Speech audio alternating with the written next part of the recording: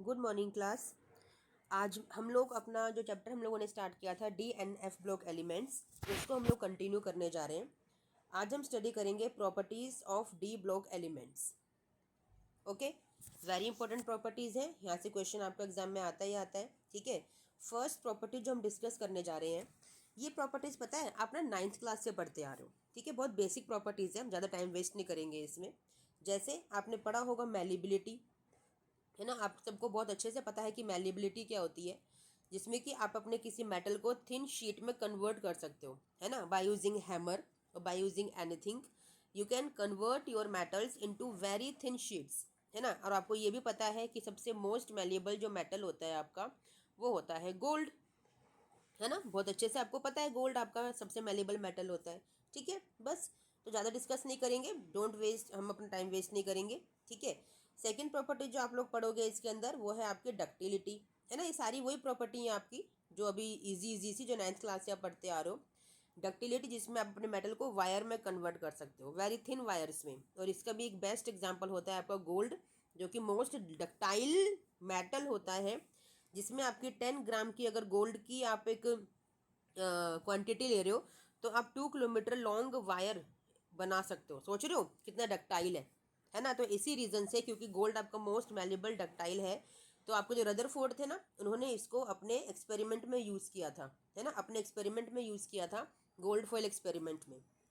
चलिए, थर्ड आपका जो स्टडी करना है आपको, जनरल में ऐसे ही बता देती हूँ, आपका सोनोरस, है ना, आपका high melting and boiling point, ठीक है, good conductor of heat and electricity, है ना, सॉलिड, हार्ड, रिजिड, ये सारी प्रॉपर्टीज़ क्या है आपकी मेटल्स की। तो ये सारे मेटल्स ये प्रॉपर्टीज़ दिखाते हैं। भाई मेटल की प्रॉपर्टी है, जब ये मेटल है तो ऑब्वियसली ये प्रॉपर्टीज़ दिखाएंगे ना। इसमें कोई इफ एंड बट तो है ही नहीं कि नहीं दिखाएंगे, है ना बेटा। ये प्रॉपर्टीज़ दिखाएंगे ही दिखाएंगे, क्योंकि जब मेटल्स है तो सारी प्रॉपर्टीज़ दिखाएंगे ही दिखाएंगे, इसमें कोई इफ एंड बट तो होना ही नहीं चाहिए।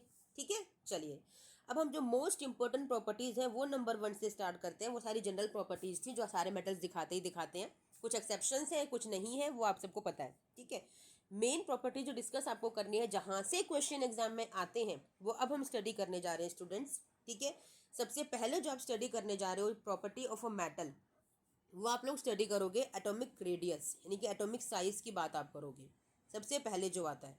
ठीक है ना, अब आप कहोगे मैडम हमने तो ये भी पढ़ रखा है, ऑब्वियसली पढ़ रखा है बेटा बेटा, लेकिन यहाँ पे डी ब्लॉक एलिमेंट्स का एटॉमिक साइज थोड़ा सा डिफर करता है, और यहाँ पे एक्सेप्शंस ज़्यादा देखने को मिलेंगी आपको डी एलिमेंट्स के अंदर।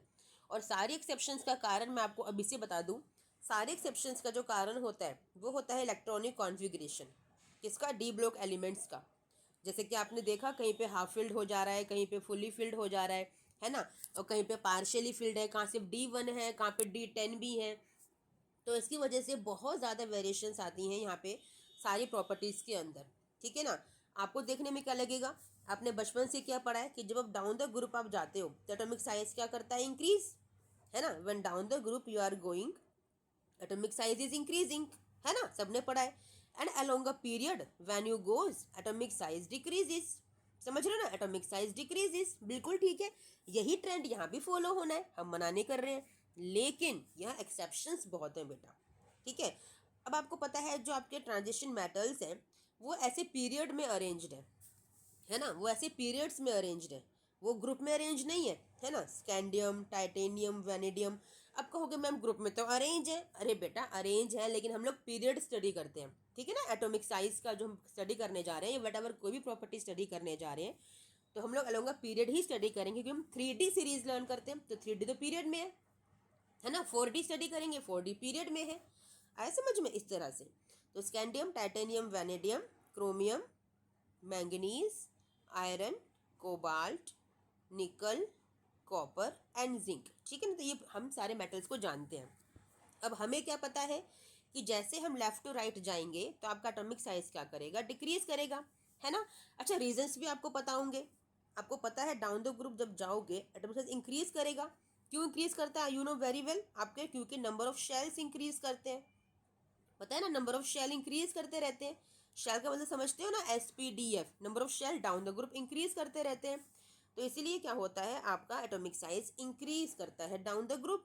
ठीक है, और पीरियड में आपको क्या पता है कि डिक्रीज क्यों करता है एटॉमिक साइज, क्योंकि आपका Z इफेक्टिव, यानी कि इफेक्टिव न्यूक्लियर चार्ज क्या करता है, इंक्रीज करता है। और ये क्या होता है कि न्यूक्लियस में जो नंबर ऑफ प्रोटॉन्स होते हैं वो इंक्रीज करते हैं। देखो ना, आपका एटॉमिक नंबर इंक्रीज कर रहा है ना, एटॉमिक नंबर इंक्रीज कर रहा है मतलब आपका क्या इंक्रीज कर रहे हैं, नंबर ऑफ प्रोटॉन्स इंक्रीज कर रहे हैं बेटा। एटॉमिक नंबर क्या होता है, एटॉमिक नंबर होता है नंबर ऑफ प्रोटॉन्स, है ना। जितने एटॉमिक नंबर होगा उतने ही नंबर ऑफ प्रोटॉन्स होंगे, इसको इक्वल होता है। तो नंबर ऑफ प्रोटॉन इंक्रीज करने का मतलब है कि भाई नंबर ऑफ इलेक्ट्रॉन्स भी इंक्रीज कर रहे हैं बेटा, क्योंकि जितने नंबर ऑफ प्रोटॉन्स होते हैं उतने ही नंबर ऑफ इलेक्ट्रॉन्स होते हैं किसी भी एटम में, तभी वो न्यूट्रल होता है और स्टेबल होता है। बेटा पढ़ा है आपने 9th क्लास में, आपने 3rd 4th चैप्टर में यही सब पढ़ा है, स्ट्रक्चर ऑफ एटम, है ना, एटम के बारे में, स्टेबिलिटी के बारे में थॉमसन ने मॉडल दिया, रदरफोर्ड ने दिया, बोहर ने दिया। फिर 11th क्लास में आप पढ़ के आए हो structure of atom 2nd chapter, पूरा बेसिक स्टडी करके आए हो एटम के बारे में, कैसे हुआ, क्या हुआ, वटेवर। आपको बहुत अच्छे से पता है कि जितना एटॉमिक नंबर होगा उतना नंबर ऑफ प्रोटॉन्स होंगे, और जितने नंबर ऑफ प्रोटॉन्स होंगे उतने ही नंबर ऑफ इलेक्ट्रॉन्स होंगे। तो सोचो, आपका जब पीरियड में आप जा रहे हो बेटा तो आपके प्रोटॉन्स इंक्रीज कर रहे हैं, और प्रोटॉन इंक्रीज कर रहे हैं मतलब बताओ, आपका इलेक्ट्रॉन्स भी इंक्रीज कर रहे हैं, और जितने प्रोटॉन बढ़ेंगे उतने इलेक्ट्रॉन बढ़ेंगे। तो आप सोच रहे हो अट्रैक्शन कितना स्ट्रांग हो गया भाई, प्रोटॉन बढ़ेंगे इलेक्ट्रॉन बढ़ेंगे तो अट्रैक्शन कितना स्ट्रांग होगा, रिपल्शन तो है ही नहीं। और इतना स्ट्रांग अट्रैक्शन होता रहेगा भी, बढ़ते रहेंगे, अट्रैक्शन बढ़ता रहेगा तो साइज क्या होता है, कॉन्ट्रैक्ट होता है, साइज छोटा होता चला जाता है। इसलिए जब पीरियड में जाते हो लेफ्ट टू राइट तो साइज आपका क्या करता है, डिक्रीज। कौन सा साइज, एटॉमिक से एटम का साइज डिक्रीज करता है। गॉट माई पॉइंट, ठीक है ना। ये रीजन है जेड इफेक्टिव, इसी को बोलते हैं जेड मतलब आपका, जेड मतलब एटॉमिक नंबर। बच्चा लिखते हैं हम लोग 11th क्लास से सीख रहे हो, जेड का मतलब होता है एटॉमिक नंबर। एटॉमिक नंबर का मतलब नंबर ऑफ प्रोटॉन्स, और इफेक्टिव न्यूक्लियर चार्ज, इफेक्टिव मतलब न्यूक्लियस में कितने प्रोटॉन्स हैं, वो जो इफेक्टिव न्यूक्लियर चार्ज है वो डिसाइड करता है कि साइज कितना छोटा होगा। ठीक है, समझ में आया। चलिए, अब आपको पता है यही कंसेप्ट हमें यहाँ भी लगाना है। कौन सा कंसेप्ट, आपका जेड इफेक्टिव का, यानी कि इफेक्टिव न्यूक्लियर चार्ज का, है ना, इफेक्टिव न्यूक्लियर चार्ज, यही कंसेप्ट हमें यहाँ भी लगाना है। दोनों सेम ही है, एक ही बात है, डोंट गेट कंफ्यूज्ड, ठीक है, सेम ही बात है। अब देखो, आपको पता है सब अपने इलेक्ट्रॉनिक कॉन्फ़िगरेशन मैंने सिखाया आपको, है ना, आपकी हमारी फर्स्ट क्लास में। यहाँ पे आपके पास D1 है, D2, D3, ठीक है ना, let me right more clear, D2, D3, D4, D5, D6, D7, D8, D9, D10, है ना।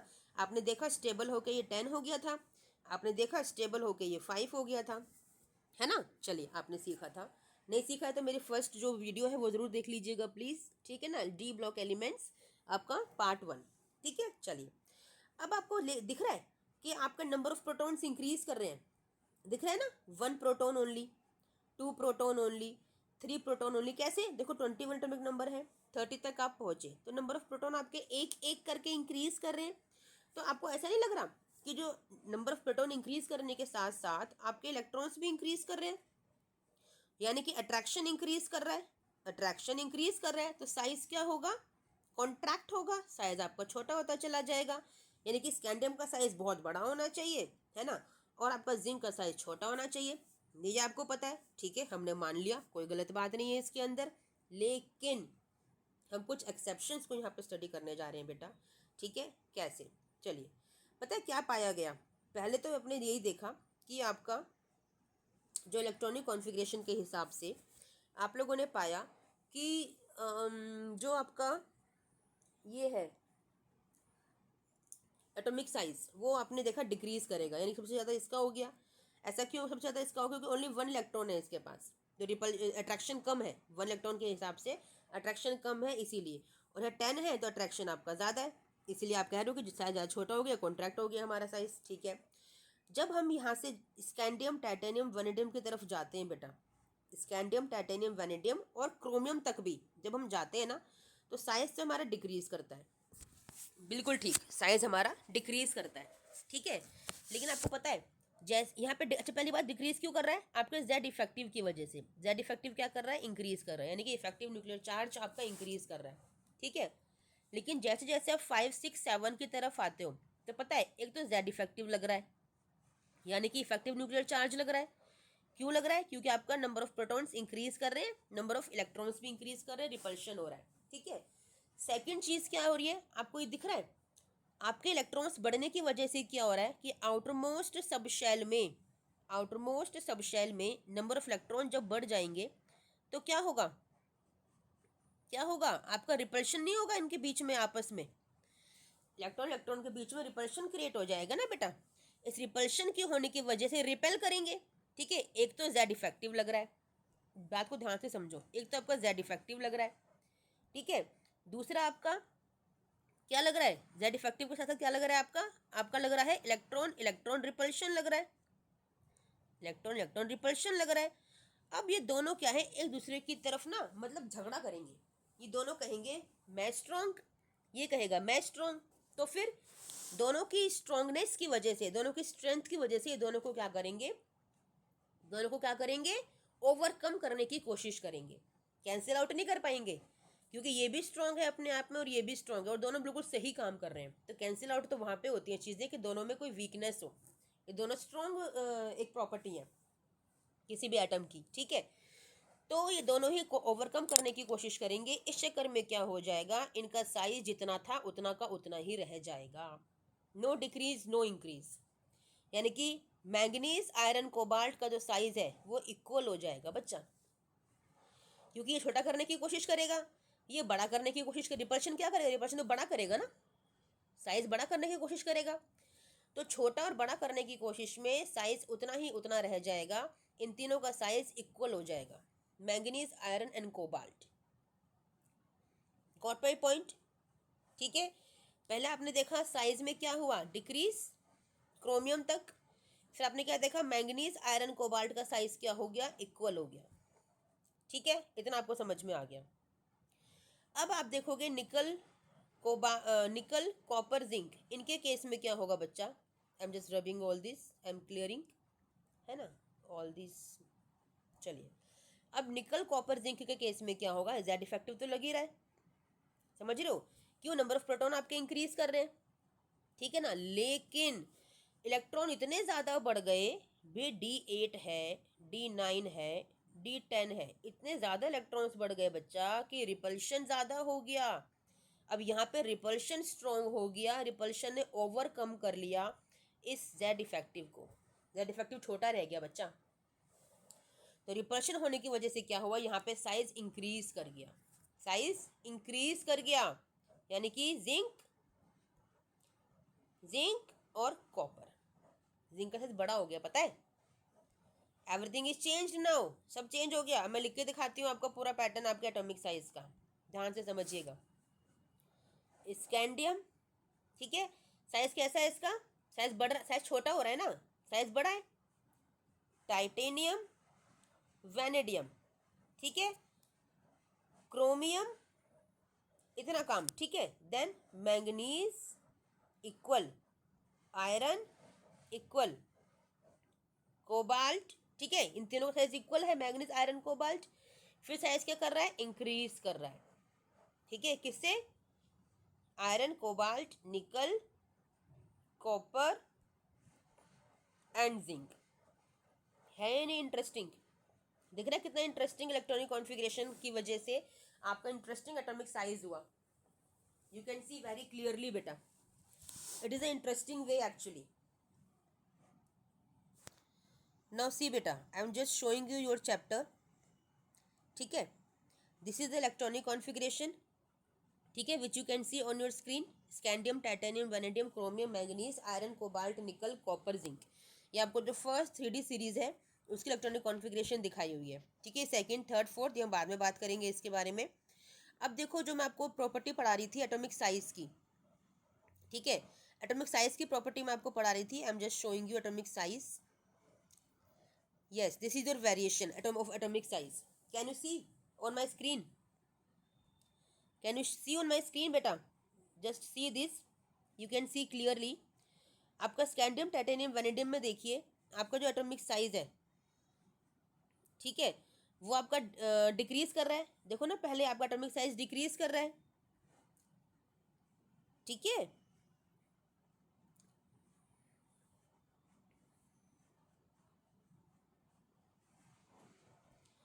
आपका एटॉमिक साइज डिक्रीज कर रहा है, ठीक है, और फिर देखिए एटॉमिक साइज आपका इंक्रीज कर रहा है। ओके ना, फर्स्ट स्कैंडियम, टाइटेनियम, वैनेडियम, देखिए क्रोमियम तक आपका एटॉमिक साइज डिक्रीज किया, ठीक है। फिर मैंगनीज, आयरन, कोबाल्ट का इक्वल हो गया, एंड देन निकल, कॉपर, जिंक, ठीक है, ये आपका क्या हो गया, इक्वल हो गया, सॉरी इंक्रीज हो गया, ठीक है ना। एक मिनट, स्क्रीन पे क्या हो गया ये, वेट, ठीक है ना। Now you can see clearly, scandium, titanium, vanadium, chromium का साइज डिक्रीज किया, ऊपर से नीचे आ रहा है। फिर मैंगनीज, आयरन, कोबाल्ट का इक्वल हो गया, एंड निकल, कॉपर, जिंक का देखिए ऊपर जा रहा है, ये आपका साइज इंक्रीज कर रहा है ना। Now you can see clearly, this is the variation, ठीक है। गॉट इट माई पॉइंट, ठीक है ना। चलिए, वेरी गुड। यही मुझे आपको समझाना था, एटॉमिक साइज का ट्रेंड, ये एनसीईआरटी में भी आपको गिवन है, ठीक है ना। तो आज हमने अपनी इस क्लास में सीखा एटॉमिक साइज, जो फर्स्ट मेन प्रॉपर्टी है आपके डी ब्लॉक एलिमेंट्स की, जो कि आपके लिए जानना बहुत ज़रूरी है, इंपॉर्टेंट है स्टूडेंट्स, ठीक है। नेक्स्ट क्लास में हम जो नेक्स्ट सेकेंड प्रॉपर्टी करेंगे डी ब्लॉक एलिमेंट्स की, वो करेंगे melting point and boiling point. Okay, चलिए, till then, thank you, bye.